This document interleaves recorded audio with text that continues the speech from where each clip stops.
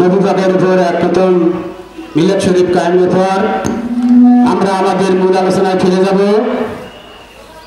আজকে মধু সাহেব মঞ্চে উপস্থিত আছেন।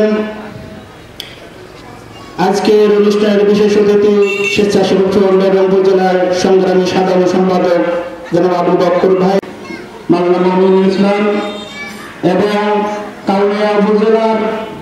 আজকে বলতে চাই, আমাদের বাংলাদেশ একটি সোনার বাংলাদেশ হতে গেলে একটি সোনার মানুষ হতে হবে। আমাদের সোনার দেশ চালাতে সোনার দেশের একটু সরকার দরকার হয়। সেই জন্য বলতে চাই, আমাদের ভাগ্য পরিবর্তনের জন্য আমাদের একটি দল বেছে নিতে হবে, যে দল আগামীতে একটি সোনার বাংলাদেশ আমাদের উপহার দিতে পারে। তাই ধারাবাহিকতায় জাতীয় পার্টির উদ্যোগে আজকের এই জনসভা থেকে বলতে চাই, আগামীতে আমাদের ভাগ্য পরিবর্তনের জন্য আপনারা জাতীয় পার্টিকে সমর্থন করবেন। এই জাতীয় পার্টি পারবে সোনার বাংলাদেশ গড়ে তুলতে। আমরা ইউনিয়নের মাধ্যমে ইসলাম পেয়েছি। এই ইউনিয়নের পাক তথা বাংলাদেশে তারা অনেক ত্যাগ প্রতিজ্ঞা করে আজকে আমাদের বাংলাদেশের 90% মুসলমান হয়েছে, কিন্তু আজকে সেই অলিয়াল্লাহদের কথা আমরা ভুলে গেছি, অলিয়াল্লাহদের বিষয়ে রক্ষভক্তি করে। তাই আজকে আপনাদেরকে বলতে চাই, এই অলিয়াল্লাহরাই বাংলাদেশ ইসলাম প্রচার করেছে। অলিয়াল্লাহদের মাধ্যমে আমরা 90% মুসলমান হয়েছি, অলিয়াল্লাহদের মাধ্যমে আমরা ধর্ম ইসলাম পেয়েছি। তাই আপনি আজকে এই জনসভাতে বলতে চাই, অলিয়াল্লাহদের বিরুদ্ধে আপনারা রক্ষভক্তি করবেন না। আপনারা অনেক ইতিহাসে দেখেছেন, ইতিহাসের কথায় 1971 সালের স্বাধীনতার কথা লেখা আছে, 1952 ভাষা আন্দোলনের কথা লেখা আছে, গণঅভ্যুত্থান। কিন্তু যারা ইসলাম প্রচার করে তাদের নাম বিশ্ব জাকের মন্দির থেকে 1989 সালে 12 রবিউল আউয়ালের রহমতের সময় জাকের পার্টি ঘোষণা করেছেন।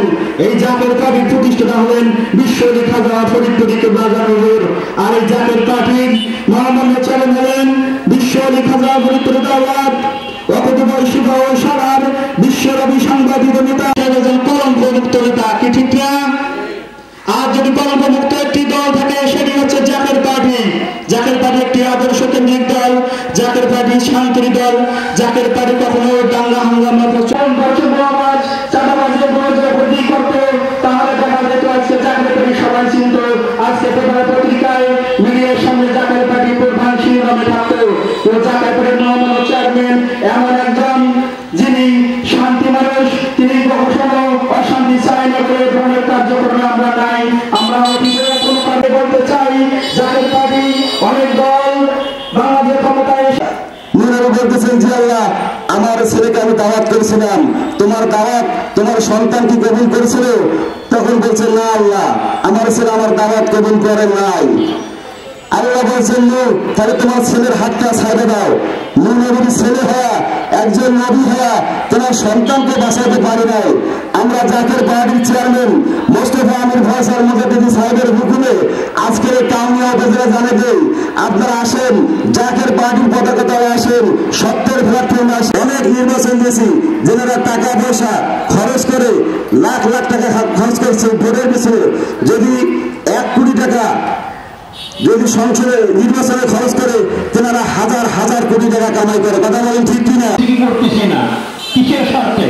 দুনিয়ার স্বার্থে, অর্থের স্বার্থে।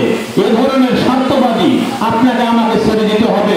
রাসূল পাক সাল্লাল্লাহু আলাইহি ওয়াসাল্লাম মদিনার সময় ঘোষণা করেছেন, আপনারা সবাই মুসলমান ভাই ভাই, দ্বন্দ্ব বিদ্রোহ তোমরা ছেড়ে দাও।